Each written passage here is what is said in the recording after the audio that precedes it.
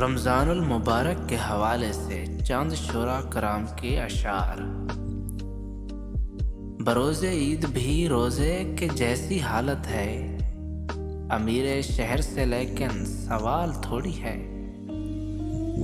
ये भी एक बात है अदावत की, रोज़ा रखा जो हमने दावत की।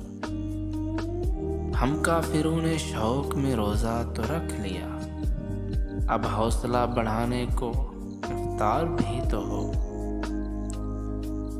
तुम्हारे वस्ल का जिस दिन इम्कान होता है, मैं उस दिन रोज़ा रखता हूँ, बुराई छोड़ देता हूँ।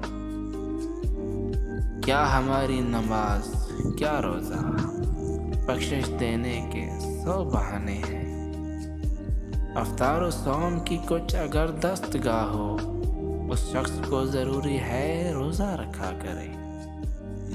ये बस इफ्तार का हीला तो नहीं है हाली, आप रमज़ान में अक्सर ही सफ़र करते हैं। सियासत में ज़रूरी है रवादारी समझता है, वो रोज़ा तो नहीं रखता पर इफ्तारी समझता है।